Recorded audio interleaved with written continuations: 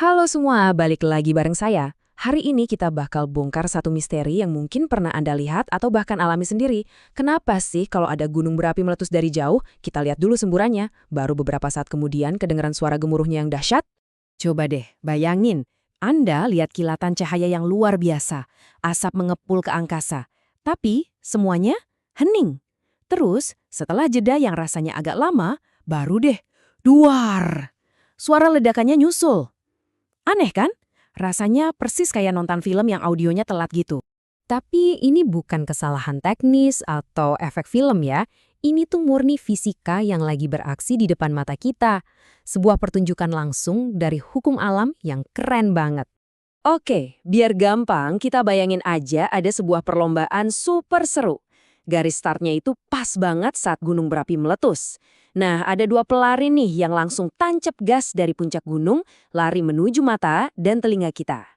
Nah, ini dia para pesertanya. Di jalur 1, kita punya si cahaya. Dia ini mewakili semua yang bisa kita lihat. Apinya, asapnya, kilatan terangnya. Terus di jalur 2, ada si suara. Ini dia nih, gemuruhnya yang dahsyat, dentuman yang bikin gendang telinga kita bergetar. Keduanya mulai lari di waktu yang sama persis. Pertanyaannya sekarang, siapa yang bakal nyampe duluan ke garis finish? Yaitu indera kita. Dan seberapa jauh coba selisihnya? Jawabannya mungkin bakal bikin Anda kaget. Oke, saatnya pengumuman. Kita lihat hasil akhir dari balapan epik ini. Dan ini bukan balapan biasa loh. Ini pertarungan antara dua kekuatan alam dan perbedaannya itu bukan cuma jauh, tapi luar biasa jauh. Dan pemenangnya adalah, ya jelas, Cahaya. Malah ini nggak bisa dibilang balapan yang seimbang sama sekali. Cahaya udah lari melewati garis finish, sementara Suara mungkin baru mau pemanasan. Coba bayangin kecepatannya, 300.000 kilometer per detik. Gila kan?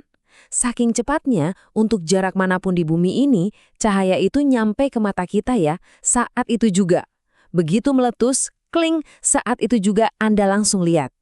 Nah, sekarang kita lihat pesaingnya. Beda banget sama si cahaya yang ngebut, si Suara ini jauh lebih santai. Dia kayak menikmati perjalanannya, nggak buru-buru pengen nyampe garis finish. Lihat deh beda skalanya. Dari 300.000 kilometer per detik, kita terjun bebas ke cuma 343 meter per detik. Jomplang banget kan? Angkanya sih bisa sedikit beda ya, tergantung suhu udara dan lain-lain. Tapi intinya, Suara jelas bukan tandingannya cahaya. Biar kebayang nih ya, seberapa bedanya. Dalam 1 detik, tik, cahaya itu udah bisa keliling bumi 7,5 kali. Sementara si Suara, dia butuh lebih dari 30 jam. Atau lebih dari sehari penuh buat perjalanan yang sama. Wow, kebayangkan jauhnya? Oke, sekarang kita udah tahu kenapa ada balapan dan siapa pemenangnya. Yuk, kita balik lagi ke kasus gunung berapi tadi. Kita pakai angka-angka ini buat ngecahin misteri kenapa suaranya suka telat, katakanlah 9 detik seperti yang sering kita lihat di video-video. Secara ilmiah, fenomena ini namanya perambatan gelombang. Gampangnya gini, cahaya dan suara itu sama-sama gelombang energi yang jalan lewat udara. Cuma, yaitu, kecepatannya beda jauh banget. Nah, perbedaan kecepatan inilah yang bikin ada jeda waktu yang kita rasakan. Coba kita hitung bareng-bareng ya. Misalnya nih, Anda ada di jarak 3 kilometer atau 3.000 meter dari letusan. Cahayanya kan instan tuh, langsung nyampe. Nah, suaranya gimana? Gampang, kita tinggal bagi aja jaraknya 3.000 meter dengan kecepatan suara sekitar 343 meter per detik. Dapat deh, hasilnya kurang lebih 9 detik. Nah itu dia jeda waktunya. Cuma matematika simpel yang bisa ngejelasin fenomena alam sekeren ini. Nah begitu Anda paham prinsip ini, Anda bakal sadar kalau ini tuh terjadi di mana-mana. Perlombaan antara cahaya dan suara ini bukan cuma soal gunung berapi, ini kejadian sehari-hari loh. Pernah nggak sih pas ada petir, Anda hitung jeda dari kilatnya sampai suara gunturnya buat nebak badainya jauh atau dekat? Nah, itu dia. Anda sebenarnya lagi jadi fisikawan dadakan. Prinsipnya sama persis. Atau pas lihat kembang api. Indah banget meledak di langit, tapi hening. Beberapa detik kemudian baru duar suaranya datang. Semua itu contoh sempurna dari balapan cahaya lawan suara. Jadi, poin terpenting yang perlu diingat adalah ini.